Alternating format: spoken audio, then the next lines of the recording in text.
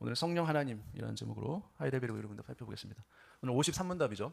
성령 하나님에 관하여 당신이 믿는 바는 무엇입니까? 라고 질문하죠.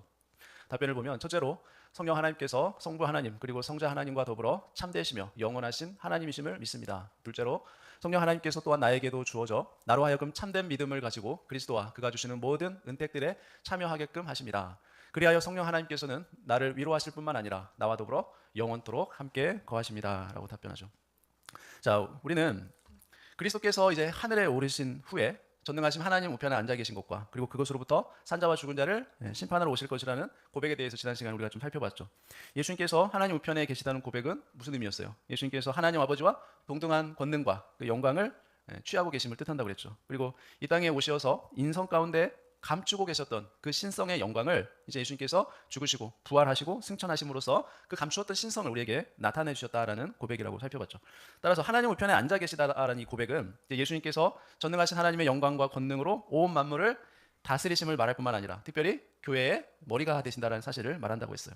그리고 성령님을 보내시어 이제 교회를 양육하고 다스리시며 또한 모든 원수로부터 교회를 보호하고 보존하신다라는 뜻이 있다고 했어요. 자, 사도신경은 이어서 예수님께서는 다시 오셔서 심판하실 것이다 라고 고백합니다. 그리고 예수님의 재림과 심판은 하나님께서는 공의로우신 분이심으로 반드시 그 심판은 이루어질 사건이라는 거죠. 그 심판에 대해 예수님께서는 이 악인들에게서 뭘 드러내요? 그들의 악함을 하나님께서 드러내시죠. 그리고 영원한 형벌을 그들로 하여금 받게 하십니다. 그리고 의인들에게는 영원한 생명을 이제 선언해 주시죠. 자, 의인들은 어떠한 사람들입니까? 바로 예수 그리스도께서 당하신 그 십자가의 죽음이 자신의 죄를 대속한다는 그 복음을 믿고 그 하나님의 교훈에 순종하여 산 자들이 바로 의인들이죠. 저와 여러분 예수님을 믿는 자들이죠. 자, 이들은 자신들에게 주신 하나님의 은혜에 감사하며 이제 성령님의 선한 열매를 맺고 살아갑니다. 그러므로 하나님께서는 의인들을 심판하실 때 뭐를 들어서 심판해요? 의인들의 열매를 들어서 우리를 심판하죠. 악인들로 변명하지 못하게 하시며 하나님의 공의를 드러내십니다. 그러면 언제쯤 주님께서 이 땅에 다시 오셔서 심판하실까요? 그때는 아무도 알 수 없습니다. 하나님께서는 우리에게 미리 그때를 알게 하시지 않았기 때문에 그래요. 다만 우리로 하여금 그날이 오늘일 수도 있다는 그 생각을 갖고 살도록 하는 거예요. 그래서 날마다 교회를 새롭게 하고 하나님의 나라의 그 의를 이룰 날을 우리로 소망하며 살도록 하기 위해서 그때를 우리에게 가르쳐 주시지 않았죠.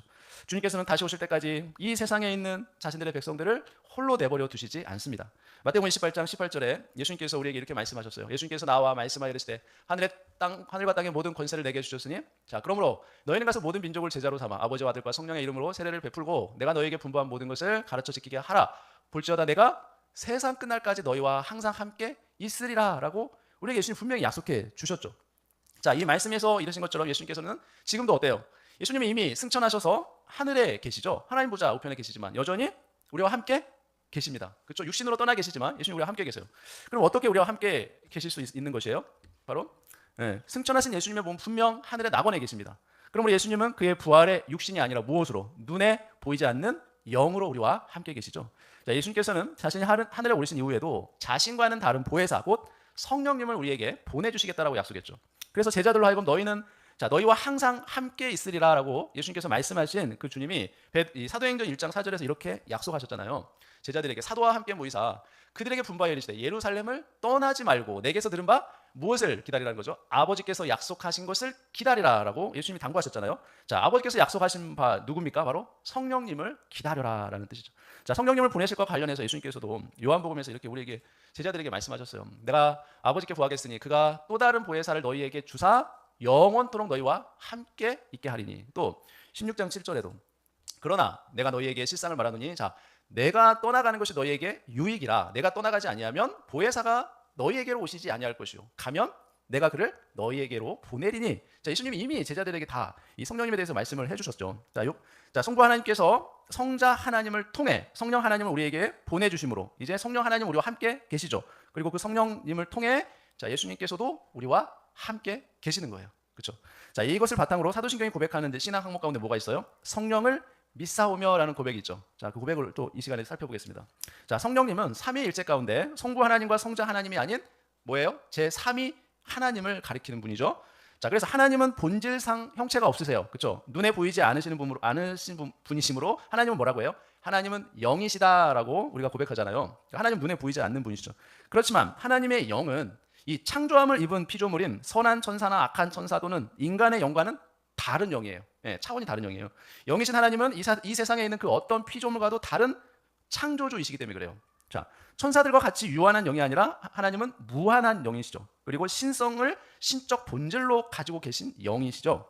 삼위일체 하나님이 영이시라는 사실은 뭐예요? 성부 하나님께서도 영이시고 성자 하나님께서도 영이시며 성령 하나님께서도 영이시다라는 것을 뜻해요.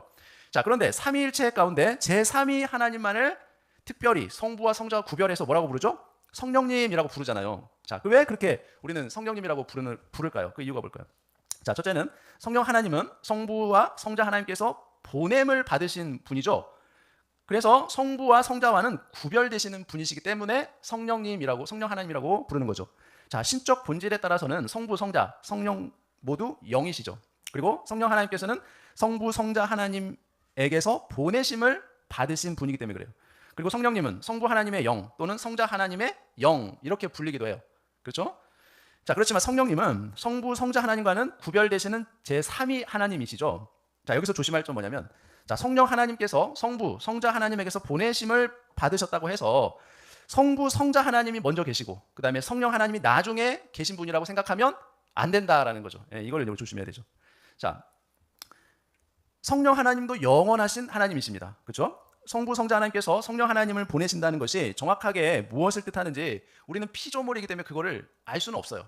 다만 거룩하신 삼위 하나님의 그 관계를 나타내는 매우 신비로운 표현이라는 사실밖에 우리는 알 수 없는 것이에요. 자, 삼위일체 가운데 제3위 하나님을 성령 하나님이라고 일컫는 또 다른 이유는, 자, 성부, 성자와 동일하게 영원하시며 신적 본질이 동일하신 분으로, 자, 그 자신이 거룩하신 분이기 때문에 우리는 성령 하나님이라고 부르는 겁니다.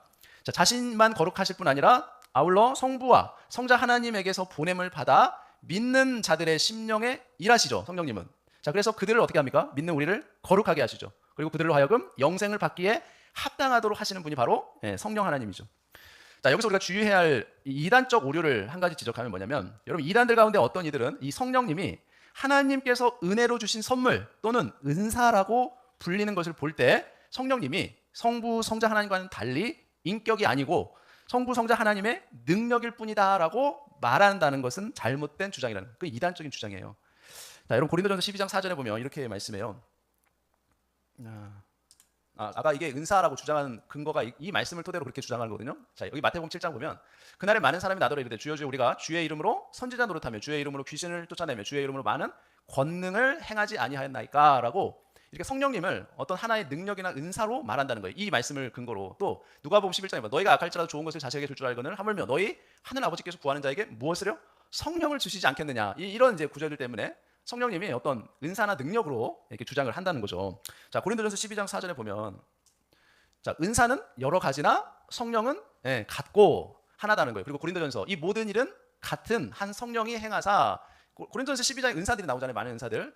그 다음에 그의 뜻대로 각 사람에게 나누어 주시는 것이다 라고 말하고 있잖아요. 자, 여기서 명확하게 드러나듯이 뭡니까? 은사들이란 누가 주시는 거예요? 성령님께서 베푸시는 거죠. 그게 은사잖아요. 그리고 성령님께서 이러한 은사들을 베푸시는 분이 성령님이세요. 자, 그가 베푸시는 은사와는 완전히 다른 분이 성령님이라는 거예요. 은사와 성령님을 똑같다고 말할 수 있습니까? 아닙니다. 다른 거예요. 자, 그런데 그걸 또 동일시하면 안 된다는 거예요. 자, 다만 성령님은 성부 하나님께서 성자 하나님을 통하여 우리에게 주신다는 의미에서 선물 또는 은사라고 일컬어지기 때문에 그렇게 말하는 거예요. 이해가 됩니까? 성령 하나님은 성부와 성자를 통해서 우리에게 주어지기 때문에 성경에서는 은사, 선물 이렇게 표현한 것 뿐이지 동일한 것이 아니라는 거예요. 자, 성령님께서 인격체이시라는 것은 성경의 몇몇 구절을 통해 분명하게 우리에게 증거해 줍니다. 사도행전 5장에 보면 우리가 잘 아는 사건이잖아요. 베드로가 이르되 아나니아야 어찌하여 사단이 내 마음에 가득하여 내가 성령을 속이고 땅값 얼마를 감추었느냐. 땅이 그대로 있을 때에는 내 땅이 아니며 판 후에도 내 마음대로 할 수 없더냐. 어찌하여 이 일을 내 마음에 두었느냐. 자, 사람에게 거짓말한 것이 아니요 누구에게요? 하나님께로다라고 말하는 거죠.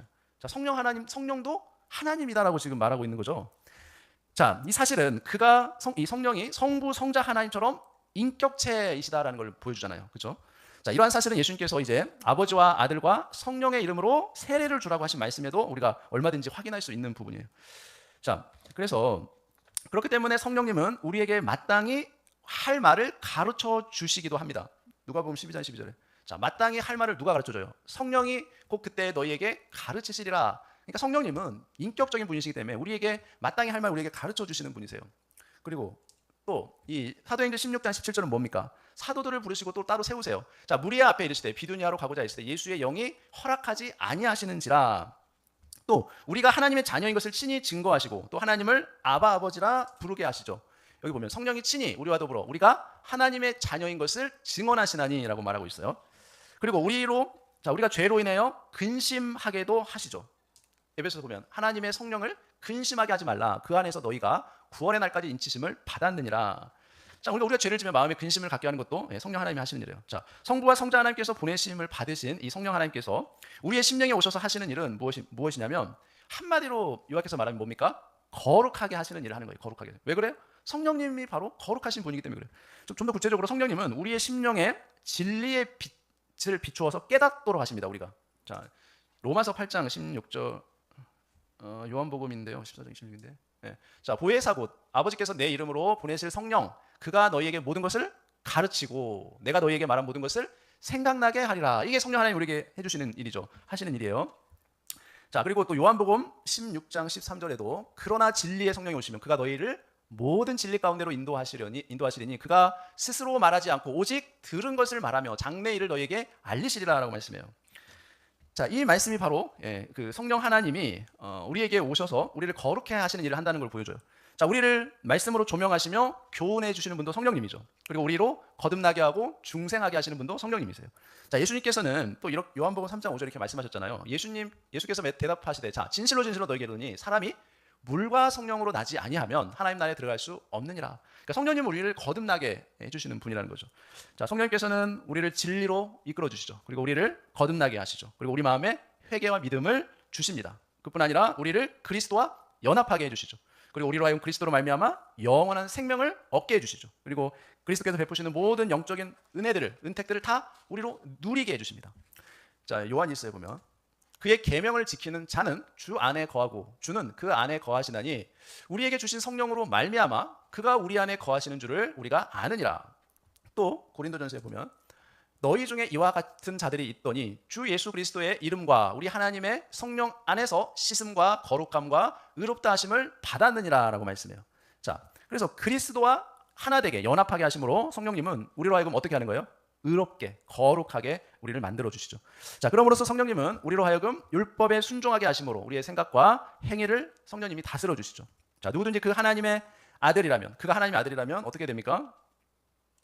자, 무릇 하나님의 영으로 인도함을 받는 사람은 곧 하나님의 아들이다. 그래서 저와 여러분 예수님 믿고 하나님의 아들이 되셨다면 누구의 인도함을 받아요? 하나님의 영의 인도함, 즉 성령님의 인도함을 우리가 받게 되는 것이죠. 자, 그렇지만 만약 우리가 믿음이 흔들리고 연약할 경우에는 어떻게 될까요? 우리가 매번 믿음이 좋진 않잖아요.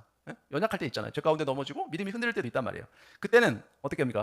그때도 성령님께서 우리를 내버려 두지 않습니다. 포기하지 않고 끝까지 우리를 도와주신다는 거예요. 자, 이것은 이렇게 로마서 8장 26절에도 말씀해요. 자, 이와 같이 성령도 우리의 연약함을 도우신다는 거예요. 우리가 연약할 때는 성령님이 도와주세요. 어떻게 해요? 우리는 마땅히 기도할 바를 알지 못하나 우리가 낙심했을 때 기도하지 못할 때 있죠. 오직 성령이 말할 수 없는 탄식으로 우리를 위해 친히 간구해 주신다라고 말씀하죠. 자, 고린도후서 1장 21절에도 자, 우리를 너희와 함께 그리스도 안에서 굳건하게 하시고 우리에게 기름을 부으신 이는 하나님이시다라고 말씀해요. 자, 그래서 성령님은 우리의 구원과 천국의 보증이 되어 주신다는 거예요. 성령 하나님께서. 그러니까 우리 안에 성령님이 오시면 떠나실까요? 안 떠나실까요? 결코 떠나지 않습니다. 데살로니가서 5장 19절에 보면 성령을 소멸하지 말라라고 말씀하신데 자, 이 말씀 볼 때 우리의 믿음이 약할 경우에 성령님께서 우리를 떠나시는 경우가 있을까요? 성령을 소멸치 말라 이 말씀을 볼 때 성령이 소멸되는 경우가 있을까요? 여러분 중생한 자, 거듭난 자에겐 결코 그런 일이 일어나지 않습니다. 여러분 다윗이 밧세바를 간음하고 나서 자, 나단의 꾸짖음을 받고 회개하면서 이렇게 고백하죠. 자, 나를 주 앞에서 쫓아내지 마시며 자, 주의 성령을 내게서 거두지 마소서. 주의 구원의 즐거움을 내게서 회복시켜 주시고 자원하는 심령을 주사 나를 붙드소서라고 다윗이 고백해요. 자, 여러분 이때 다윗이 두려워한 것은 뭡니까? 성령님이 자기에게서 떠날 것을 두려워했을까요? 그게 아니에요. 이 성령님의 완전한 상실을 두려워한 것이 아니라 성령님께서 주시는 그 은사와 기쁨의 상실을 다윗은 두려워했던 거예요. 그래서 그가 성령님을 완전히 상실했다면 여러분 만약에 성령님이 다윗에게서 떠나버렸다면 다윗이 그런 참회의 고백을 할 수 있었을까요? 불가능합니다. 네, 그렇지 않겠어요? 자, 성령을 소멸치 말며라는 말씀도 교회의 사역을 귀하게 여기고 복음에 대하여 배우고 묵상하며 그리고 육신의 안일에 빠지지 말고 우리로 하여금 기도에 열중하며 성령의 은사를 잘 사용하여 주님의 영광과 이웃의 구원을 위해 쓰라는 그러한 교훈을 우리에게 주시는 것이죠. 자, 성령님은 회개와 믿음으로 그리스도의 의를 붙드는 모든 자를 끝까지 도와주시는 분이십니다. 여러분, 이 사실을 우리가 굳게 믿고 성령님이 우리 마음에 주시는 평강을 누리며 사시는 저와 여러분들 되시기를 예수님의 이름으로 축원합니다. 기도하겠습니다. 거룩하시고 영원하신 삼위일체 하나님 아버지, 성자 예수 그리스도를 통하여 우리에게 또 다른 보혜사이신 성령 하나님을 보내주시니 참으로 감사합니다. 눈에 보이지 않는 영으로 오셔서 우리와 영원토록 함께 거하시는 성령님의 은혜를 찬양합니다. 무지하고 연약한 우리의 심령에 진리의 빛을 비추어 주시어 복음을 깨닫게 하시고 참된 믿음과 회개의 마음을 부어주셔서 예수 그리스도와 연합하게 하시니 감사합니다. 주님이 주시는 모든 신령한 은택과 의롭다 하심 그리고 거룩함에 참여하는 복을 날마다 누리게 하여 주옵소서. 때로 우리의 믿음이 흔들리고 연약해질 때도 말할 수 없는 탄식으로 우리를 위해 친히 간구하시는 성령님의 도우심을 신뢰합니다. 성령님을 근심하게 하거나 소멸치 않게 하시고 날마다 말씀과 기도에 열중하며 주님이 주신 은사를 선용하게 하여 주옵소서. 낙심과 두려움 대신 성령님이 주시는 참된 평강과 위로로 아바 아버지를 부르며 성령의 선한 열매를 맺어가는 삶이 되게 하여 주옵소서. 다시 오실 주님의 재림과 공의로운 심판의 날을 소망합니다. 그날이 오늘일 수도 있다는 깨어있는 마음으로 날마다 우리 자신과 교회를 새롭게 하며 하나님의 의를 구하게 하여 주옵소서. 그리하여 주님 앞에 서는 그날에 우리의 삶의 열매를 통해 하나님의 공의와 영광을 온전히 드러내게 하여 주옵소서. 우리 구원의 보증이 되시며 천국 기업에 이르기까지 끝까지 우리를 도우시고 보존하실 성령 하나님의 인하심을 믿사오며 예수 그리스도의 이름으로 간절히 기도합니다. 아멘.